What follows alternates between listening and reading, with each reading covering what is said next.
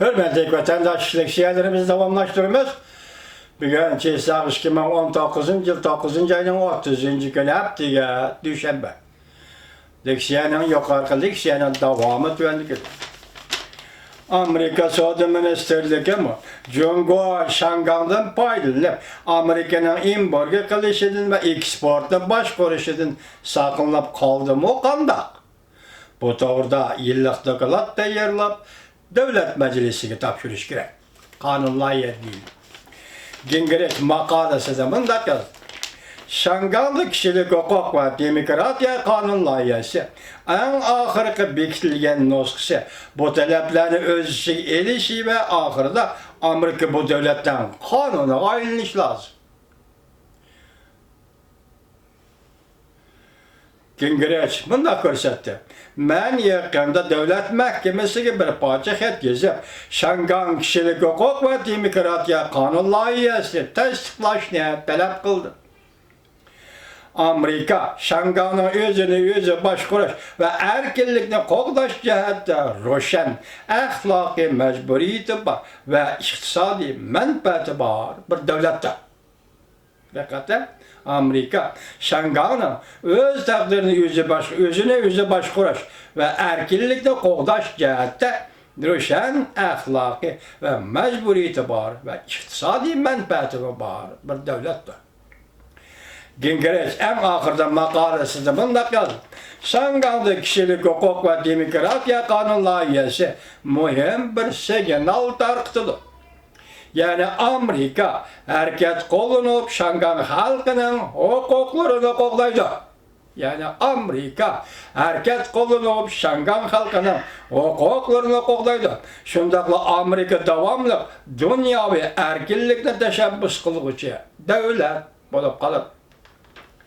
Prezident Trump Birleşken Devletler Teşkilatı'nın bu yıllık umumi yığını da sözlügen notkada mındak görsetti.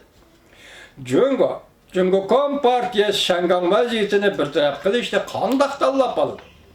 Halkara cemiyeti kelgisi Jungo'nun kandak rol oynayışını körüstü pırdı değişmek.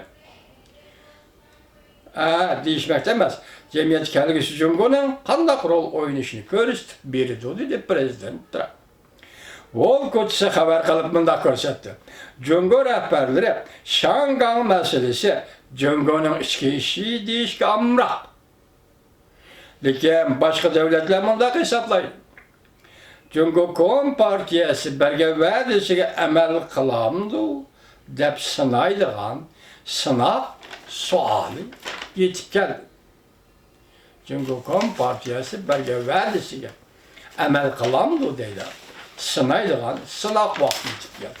Eneden keyin bunun yana qo'shimcha bir xabarni vatandaşlarga yetkazimiz. Bu bir yeni xabar.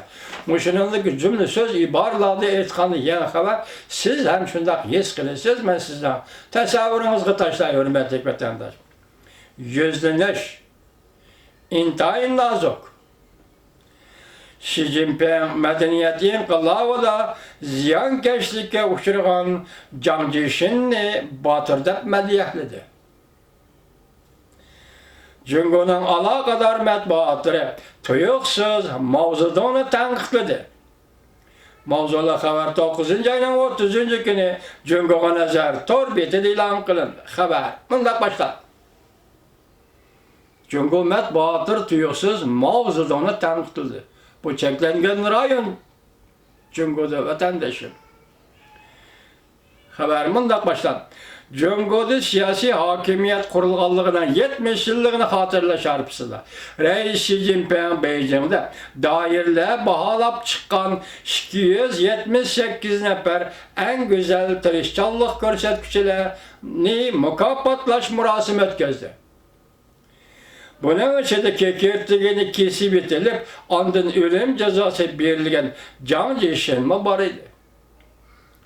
Bu iş tashqari dünyada medeniyet inqilabı şeklinde devlet başkuruvatı deb tanqid qilinayotgan Xi Jinping üçün aytganda uning bunda qilishi g'ayri bir ish bo'lib qoldi. O'xshashla Jungo'nun alaqadar matbuatlari tuyuqsizda Mao Zedong va madaniyat inqilobini tanqidlaydigan maqolalarni e'lon qilganligi kishilarning engida huquq ko'rishi to'g'risidagi qiyoslarni o'ttirg'i chiqadi. Jiang Jishinning asli o Liaoning o'lkalik tashviqot bo'lim xodimiydi. Medeniyet inqilabı Mao Zedong'un sakrab ilgirlash ve o qo'zg'agan medeniyet inqilab shaxsiga cho'qinish siyosatlarini tanqid qilib aksil inqilobchi atilib 6 yil turmaga tashlangan. 1975 yılı 4. ayının 4. günü ölüm cezası verilgende 45 yaşdaki ayol kişiydi.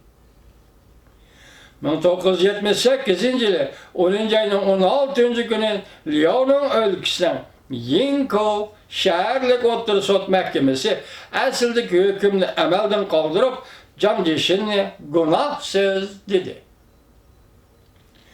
Liaoning ülkelik hükümet onun namını asli keltirip inqilobiy kahraman deb bekitgan.